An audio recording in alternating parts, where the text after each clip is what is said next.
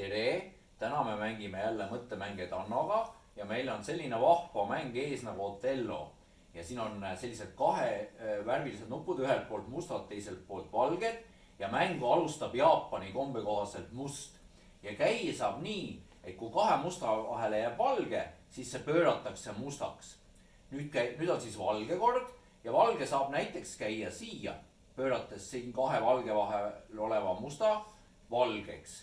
Ja siis jälle musta kord, näiteks saab praegu käia siia ja nüüd vaatame, saab pöörata kahes suunas. Selle nupu mustaks ja selle nupu. Ja mängitakse nii kaua, kuni on kas laud täiesti täis nuppe või kummalgi mängijal ei ole käiku. Ja kellel on siis rohkem nuppe, see võidab mängu. Ja nüüd on meil siin ka selline vahva seis Tannoga, kus on jäänud ainult üks käik. Praegu on minul hästi suur eduseis, sest minul on palju rohkem musti, kui on tema nuppe valgeid. Aga temal on jäänud veel üks tähtis käik ja vaatame, mis ta selle käiguga saab teha. Tanno, sinu kord on nüüd. Ja vaatame, mida Tanno siin ümber pöörab. Oi, ta saab, näete, pöörata selle rea tervenisti ja siis ta saab pöörata, selle rea. Ja näete, kui palju nuppe tuleb tal sealt. Ja ta saab pöörata veel ka kolmanda rea.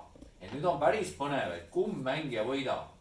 Et nüüd Tanno lõpetas oma käigu ja nüüd loeme põnevusega üle nupud. Siin on 8, 3 juurde on 11, 14 on siin, 17, 21, 26, 31 ja 33, mis tähendab, et kui kokku on 64 ruutu, siis minul jäi ainult 31 ja sinul 33, nii et sina võitsid, Tanno, palju õnne sulle.